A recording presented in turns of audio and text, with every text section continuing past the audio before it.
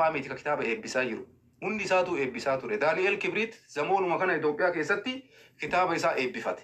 Muummeen ministeera Abiyyiin Ahmad yeroo lama moo sadii kitaaba isaa eebbise. Jawaar kitaaba eebbisuun ammoo maaliif hadarkaa kanatti balaa buuse? Rakkoon biraa maaltu jira? Jawaar ammoo yaadaa mootummaa kana mormuu mirga guutuu qaba jiran. Mirga guutuu qaba nu ka jennu yaadaa wal mormuu mirga guutuu qabdanii jechaanii turre. Ammallee kuni waan fudhatama qabu. Biyya kam keessattuu biyyuma nu jirru biyya polotikaa kana keessattuu waan murteessaadha. Jarmanii yoo fudhatte dimokiraasiidhaan aangoo walirraa fuudhan. Paartiin tokkochi qabatee akka isin paartii kenna malee wanni biraan ta'u jettan kana dogoggoramu. Gatii kanaaf yaada keessan sirreessuu yaalaa.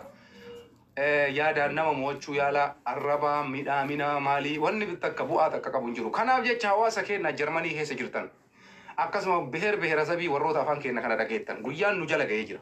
Koppiliinkii godhaa isin warra jala jirtan taaptaabii godhaa mallattoo tiktokii gadhiisaa abaaboo xixiqqoo bobboorasan gadhiisaa tiktokiidhaaf gadhiisaa anuufii kiyyaatti najamu dhugaa isinitti hima ani irraallee baafadhee ittiin fayyadamuu itti si najamu warri giiftii qabdan gadhiisaa kaampaanii tiktokiitti sadaqaa kennaafi.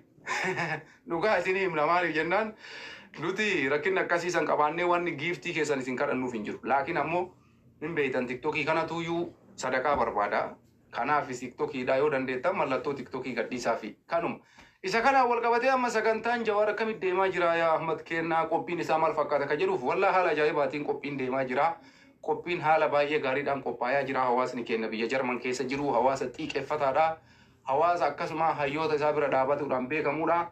Hawaasni kun jaalala guddaa hayyuu isaatiif qaba. Wanti ammoo kitaaba eebbisuu qofaa miti beeka. Sagantaan amma Jawaarii wajjin geggeeffamu sagantaa kitaaba eebbisuu qofaa miti. Sagantaa mariilleetu jira. Haala yeroo keessatti maal ta'uu qaba gara fuulduraatti akkamitti deemamuu qaba maaltu ta'uu qaba ka jedhu irratti sagantaa mariitu illee jira. Sagantaa marii kana keessatti namoonni garagaraa bifa garagaraatiin Jawaar qeequu barbaadan kabadhee bakka feetan teettanii Jawaarii waa jettan carraa kanatti fayyadamtanii dhuftanii gaafii barbaadde gaafachuu mirga guutuu qabda. Dhugaa rabbi sitti himna. Akka biyya Itoophiyaa namni si hidhuu namni si doorsisu hin jiru. Kootu bilisaan dhiyaadhu gaafii Jawaariif qabdu gaafadhu. Mootummaa deeggartee dhiiftee suni mirga keeti. Mirga keeti freedom sigalee gatii kanaaf jecha gaafii barbaadde Jawaar gaafachuu dandeessa. Maaliif kana goota maaliif akkana taata waan feete waan si dhagaame sammuu keessa jiru baaftee Jawaar gaafachuu mirga dandeessa. Kasii deebisu Jawaar maamma waan ta'eef.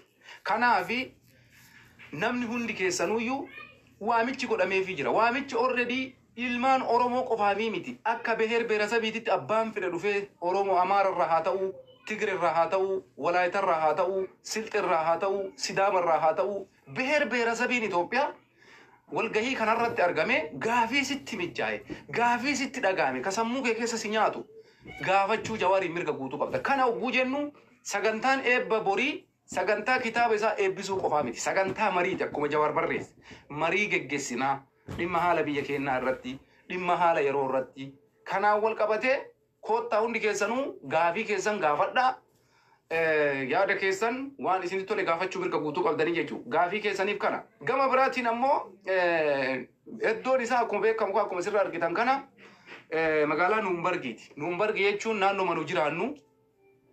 manu jiraannu isa kana keessatti iddoo isaa adireesii lakkoofsa ishtiraasee kana haga ammaatitti hin maxxanfamne. Kuni maaliif maxxanfamuu dhabe yoo jettan nuti hayyuu kenna eegumsaa fi nagaya isaatiif akkasumas bootaa kana akka namoonni tokko keerii yaadan san ka sharrii yaadullee hedduu jira.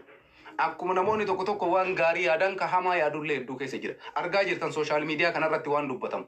Biyya makam keessaayyuu haasamu kan waliin argaa jirru. Kanaaf jecha waa maraafuyyuu jala buufamee sa'aatii isa dhumaati irratti isinii maxxana waan ta'eef kanaaf namni hedduun bakkee kana beekuudhaaf cinqamaa jirtanii nagayaa fi tasgabbiidhaaf barbaachisaa. Kanaaf jecha bootaan isinii maxxanaa sa'aatii muraasa booda achi booda hundi keessanuu sa'aatii meeqatti akka walgahiin jalqabu sa'a meeqatti akka banamu kanarratti gaafii garaagaraa kaasaa jirtu. Gaafiin keessanii gaafii sirrii gaafii ijoodha. Obsaan eeggadhaa hin cinqaminaa isiniin jennaa. Kanaaf hawaasni keenya iddoo garaagaraa irraa barreessanii bootaa fi sa'aatii gaafachaa jiran waan gaafii sirriidha. Kun yeroo isaa eeggata isiniin jennaa sa'aatii booda isinii maxxanaa aguma sa'a akkana 17-18 kana nu obsa yoo turame kana caalan turamu. Amma already sa'a 13 deemnaa kana booda sa'a 4-5 booda isinii maxxana bootaan isaa jechuudha. Kanuma wanti jiru saniin gara kaanitti yaadaan wal falmu haa barannullee dhageeffadhaa isinitti himna. Nuti yeroo mootummaa kana Itoophiyaan har'aan biyya kiyya jedhee fudhadhaan. Itoophiyaan biyyattii jedhee amana ammallee kana wanni duuba nu deebisu hin jiru laakiin ammoo namni akkaataa itti wal qeequ qaba akkaataa itti wal dura dhaabbatu qaba. Itoophiyaa keessatti hundi isaatu biyya saniif qixa Jawaaris Abiyyiinis mirga guutuu qaban biyya sana hoogganuudhaaf gatii kanaaf jecha koppiliinkii godha namni hunduu mirga waan qabuuf kanaafuu yaadaan namni yaada mormuu mirga guutuu qabaa deeggartoonni mootummaallee waan barbaadan godhuu mirga guutuu qabdanii yaadaan abbaa barbaadan mormuu mirga guutuu qabdanii abbaa barbaadan qeequu mirga guutuu qabdan gatii kanaaf jecha dimokiraasiin haa baratamu biyya san keessatti namni kamuu eenyu gad hin jiru eenyu ol hin jiru kanaaf jecha amma namoonni gidduun haasa'amaa jiru keessa haasofni baay'een haasa'amu duulli amma Jawaar irra banamaa jiru duulli hedduun ka akkam jedhu beektanii ragaa garagaraattu nu harkaa jira iccitii Jawaar harkaa qabna iccitii kana gabbaafneetiniin alaa si galchina nama keessaa osi deebifna jedhanii waan kana nama hedduu ka waan kana barreessuu fi gadi ba'ellee yaada kana haasa'u argaa turtan fakkeenyaaf namoota hedduu maqaa isaanii ni beektan jedhee yaada namoonni kuni iccitiin isaan ittiin Jawaar asfararra'an kuni iccitii akkami ka jedhuuf kuni iccitii wayitu hin jiru isaan akkuma ijoolleen biyya Arabaa keessatti viidiyoo dubartii waraabsiftee viidiyoo kee as ergii jettee ni booda mallaqa irraa nyaattu dubbii Jawaarillee akkasuma godhuu barbaadan jirre Jawaar nama poolitikaati namoota akkasiisanii deebiin deebisu abbaan waan barbaade iccitii isa harka jiru osoo iccitii harkaa qabaatanii siluma yoonaan hin eegan ture qaata gadi baasan gatii kanaaf jecha iccitii Jawaar isaan bira jiru ka Jawaar isaanii kennatee isaan bira kaate ummanni Oromoo hin beeku iccitii illee hin jira jedhee nama ummanni iccitii wayitu hin jiru osoo iccitii akkasii qabaatanii isaan uyyuu hagana muluun ta'an jechuudha namoota waan akkasii isarra barreessuu deebiin deebisu kanaan duratti illee Jawaar deebii namaa deebisuudhaan hin beekamu nama arrabsuudhaan hin beekamu hojiin isaa tokkochi rakkina ummata isaa irraa dubbachuu dhugaa jirtu dubbachuu haqa jirtu baasuudha dhugaa dubbachuun ammoo yeroo kamuu hinjifataa si godha beekta yoo dhugaa dubbatte osoo homa fedhanillee si duulanii osoo homa fedhanillee si dura dhaabbatanii hinjifataan simaa jechuun simatu hinjifatee irra aana namni dhugaa qabu bakka kamittuyyuu hinjifataadha amma Jawaar Maammaa wanni inni godhaa jiru fakkeenyaaf miidiyaa irratti nama tokko arrabsaa hin jiru nama tokko dhagaa darbataa hin jiru yaada isaa qofa barreessaa jira hawaasa keessa rakkinna jiru qofa tuqee bakka kanaan rakkoo akkanaattu jira bakka kanaan rakkoo akkanaattu jira rakka kanaan rakkoo akkanaattu jira fakkeenyaaf dhimmuma amma koriidarii karaa wal qabatee manneen mootummaa nama magaalaa bareechisuu irraa wal qabatee kanarratti rakkinni Jawaar barreessaa jiru kun dhimma ekonomii dhimma diinagdee dhimma qabama uummataa mirga namummaa irratti wanti Jawaar Maammaa barreessaa jiru isa kanarratti Jawaar gabbee nama tokko waan jenne mootummaa qeequun bakka kanaatiin rakkinni akkanaa hin jiraa waan akkanaa sirreeffadhaa bakka kanaatiin rakkinni akkanaatu jira kana sirreessaa mootummaadhaan jechuu mirga guutuu qaba fakkeenyaa miidhaa uummata irra gahaa jiru milishaan haa ta'uu qaama mootummaa keessaa qaamni tokko milishaa ta'ee abbaa fedhe haa ta'uu miidhaa isarraan gahaa jiru kanaafuu kuni ammoo waan Jawaariin nama arrabsiisullee hin qabu duulli kuni kakaleessa falmannee ofirraa dhoorgineedha zabana wayyaanee keessa uummanni Oromoo rakkinna isaa falmatee gabrummaa isaa falmatee wayyaanee ofirraa kaase dhiittaa mirga namaa qaala'insa gibiraa dararaa hawaasa irra ga'e kanuma kanaan alatti Jawaar achi dhaqee mootummaa inni arrabse tokko illee hin jiru amma namoonni tokko maalitti fayyadamuu barbaadan Jawaar Mohammad haadha muummicha ministeeraa Dr. Abiyyi Ahmad arrabse haadha namaa arrabsuun dhoorgaadhaa jedhan Jawaar haadha muummicha ministeeraa Dr. Abiyyi Ahmad hin arrabsine namoota waan kana jedhaniif deebii isin haa ta'u dhaggeeffadha isin wanni barbaadan takkatti jecha kana fayyadamtanii ajandaa keessan oofachuudha mirga guutuu qabda laakiin Jawaar Mohammad haadha Abiyyiitii miti haati Oromiyaa hunduu haadha isaati haadha nama takkaan tuqu haadha namaatii miti nama taraa tokkoon arrabsu Jawaar akkuma isin beektan uumamuma isaa irraa kaasee poolitikaa isaa keessatti wanni hawaasni isa jala deemuuf abbaan fedhe waan fedhe yoo isaan jedhe abbaan fedhe duula fedhe yoo isarra geggeesse nama sanii deebii takkan deebisu Jawaar muummichi ministeeraa afaan isaatirraa baasee haati tiyya waggaa torbatti nugusa Itoophiyaa torbaffaa taatanaan jette jedhee muummichi ministeeraa dubbate viidiyoo san ijoolleen fuudhanii miidiyaa kanarra maxxansanii jiran Jawaar jecha kana jedhe malee haadha Abiyyi Ahmad arrabsee haadha muummicha ministeeraa tuqe haasaa Jawaar jedhu san suni dogoggora ragaa yoo qabaachuu barbaadan ammoo ragaa viidiyoo kan muummichi ministeeraa jecha san dubbate miidiyaa kanarra guutee jira saniin gara kaanitti wanti Jawaar haadha muummicha ministeeraa arrabsee hin jiru kanaafuu fakkeessitanii waan hin jirre walitti hin laaqina waan hin jirre walitti hin laaqina karaa biriin qabsoo geggeessa hawaasa bal'aa jira ummata Abiyyi jaalatu lakkoofsan qabu kumaatama jira Kanaafuyyuu waan dhugaa dubbattanii dhugaan mootummaa kana wajjin yoo dhaabattan bareedaadha. Soba yoo gootan ammoo sobni isinirraa illee bareedu isin fokkachiisa. Garuu mootummaan kun kennaa faana dhaabbannaa faana hiriirraa jettanii mirga guutuu qabdan. Kanaafuu hayti isaa kanuma warri ammoo lakki nuti mootummaan kun rakkoo nurraan gahaa jira nu miidhaa jira bakka kana rakkinaa jira rakkinni kun sirraa'uu qaba bakka kana rakkinna akkanaatu jira sirraa'uu qaba warri mootummaa kana jedhee yaada irra dhiyeessullee yaada isaa dhiyeessuu mirga qaba. Atis ammoo mirga guutuu qabda mootummaa deeggaru. Saniin gara kaanii gabbaanee waan hin jirre walitti baafnee wal arrabsuu wal diqqeessuu gandaan kutaan maarreedhaan walitti duuluun suni waan duubatti hafaadha. Suni waan qabsoo kanallee fayyaduu miti. Suni waan uummata kanallee bu'aa qabu miti. Gatii kanaaf wanni takkattiin furmaata qabdu yaada walitti falmu amanuu danda'uudha qaba mootummaan kun. Kanaaf jecha nuti akka uummata Oromootitti kaleessallee rakkinni hawaasa keenyarra ga'u tokkummaadhaan qabsoofne tokkummaadhaan ofirraa kaafne. Jawaar waan godhaa jiru kana keessatti wanti Jawaar godhaa jiru kun hin jira moo hin jiru jedhee of gaafachuu qaba. Fakkeenyaaf namni waan akkasiif gaafachuu qaba. Rakkinni kun jira moo hin jiru hin jira. Laakiin uummanni waan godhu takka hin qabu. Hayyoonni akka Jawaar Mohammad namoonni hawaasa duratti beekamaa ta'anii hawaasa kana dura bu'anii kaleessa qabsoo kana taaggalaa turan hawaasa kana tajaajilaa turan callisuu filatan. Jawaar Mohammad irra qabsoo deebi'uun uummanni Oromoo hundi gammadee boo'ee koomantiin isaa barreessaa jiru argaa jirtan. Maaliifi namni jalaa dhaga'u ka biraa hin jiru miidiyaa kanarra. Jawaari makana jalaa dhagaa. Dhiibbaallee namni godhuu danda'u Jawaar Mohammad kana. Laakiinis Jawaariin kun akka amma feesbuukuma isaa irratti wanti waan tokko poosti godhu hawaasa dhaqee koomantii isaa barreessu kana mee ilaala. Akkasitti mimmaan itti booyanii jawwee kiyya bakka kanaan akkana taane bakka kanatti akkana taane namni waan rakkinne itti himatu dhabe hawaasni Oromoo waan rakkoo isaanii haqa isaanii itti himatan dhaban. Kana jechuun Jawaar ammoo nama arrabsuu miti. Rakkoo uummataa dubbachaa jira. Rakkinni uummataa kun hin jiru faaktii yoo ka jettu taate ati mataan keetu muummichuma sanii jechuun muummichuma ministeeraa san. Maaliif jennaan waan ofii keetiitti dhaga'ame san malee rakkinna uummataa akka dubbatamu barbaaddu jechuudha. Mee fakkeenya uma sirrii walaa gaafannu gara Toomi Amri waan takka walaa gaafannu mee rakkoo amma biyya keessa deemaa jiru keessa bakkeemmaan Jawaar itti balleesse bakka kami? Isin galchaa qaba seentanii yaada kennatani. Bakkeemmaan Jawaar itti balleesse bakka kami?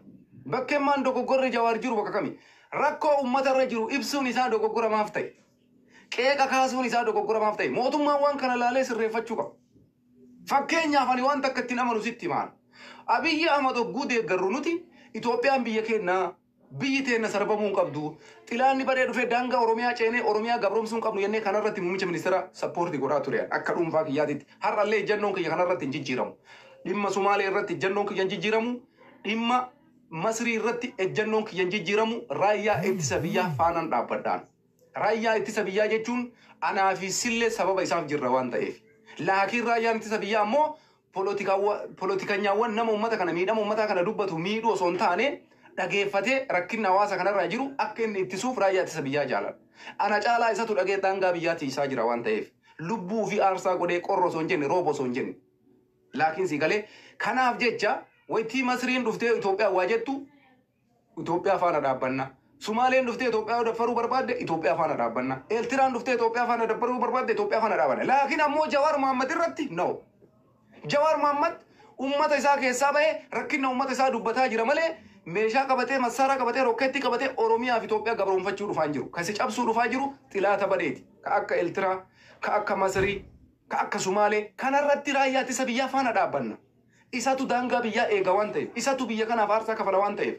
Sanirraan dabree ammoo hayyuu biyya keessa jiru poolitikaa biyya keessa jiru tokko poolitikanyaa tokko nama jedhamu nama gulana dhufee biyya san hoogganuu danda'u tokko irratti wayita mootummaan aangoo isaatiif jecha yaada isaa kana falmu nuti ammoo akka dhalataa Oromoo akka nama Itoophiyaan akka nama poolitikaa beeku tokkotti warri kun yaadaa wal mormaa jiran rakkinna uummatarra jiru mootummaan aangoorra jiru sirreessuu qaba jedhee amanaan.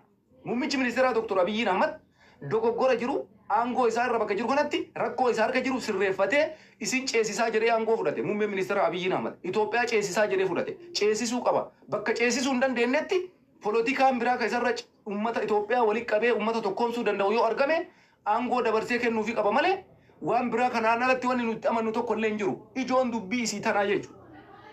Kanaafi ani wanni waan akkanaa isin haasa'uun maali? Gizeen gaddeebinee akka ijoollee daa'imaa wal arrabsinu san keessa hin jiru. Har'a namni martuu sadarkaan isaa jireenyi isaa jijjiiramee jira. Poolitikaallee jijjiiramee jira. Yaada irratti yaadaan mormuu qabda. Fakkeenyaaf rakkoon Jawaar barreessi kun biyya keessa hin jira.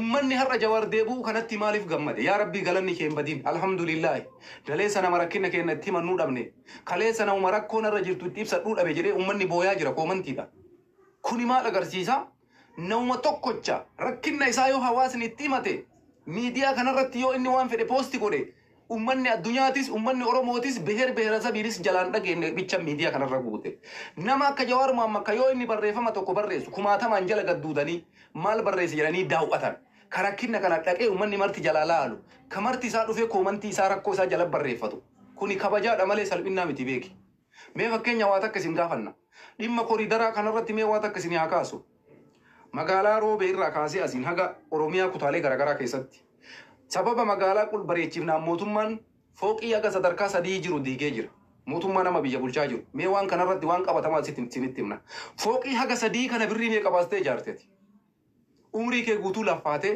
ol utaaltee gad utaaltee dhamaatee boolla seentee dachii mara seentee ijaarte dhufee mootummaa wayitii fooqii kee kana sadarkaa 3 kana diigu kaasaa takkasiin kafalu mallaqa bakkasiin buusu lafa bakkasiin buusu Oma takkaa fiduu hin dandeessuu siin jedhee wayita mootummaan si ari'u yoo dubbatte carraan kasi eeggatu hidhaa fi ajjeechaa yoo ta'e duuba Jawaar rakkinna akkanaa rakkinna uummataa dubbachuun isaa akkamitti isin dhukkubsaysi osoo manni kee diigame maal jettati bar har'a nama meeqa ka daa'imman wajjin rakkateetiniin kakaleessa qabeenya qabu manni isaa jalaa diigamee kararratti ta'aa jiru isaa ban qabu ka mootummaan kaasaa takkan kafaliniif mallaqas haa ta'u manas lafallee ka bakkan buusiniif isaa ban qabu kana yoo ansoobe manni biyya keessa jirtan ragaadha jiran Jawaar waan kana dubbachaa jira dirqama manni kee gaafa diigamee rakkoon kun sitti dhagaamaa jechu sii galtee obboleesso laffaatee biyya ambaa keessatti gaala duuba dhaabattee re'ee tiisitee biyya faranjii keessatti halkanii guyyaa fiidee hojjattee gaafa ati qabeenya tokko godhattu qabeenya keessan dhufanii guyyaa takkatti yoo abaa mansuuraa godhan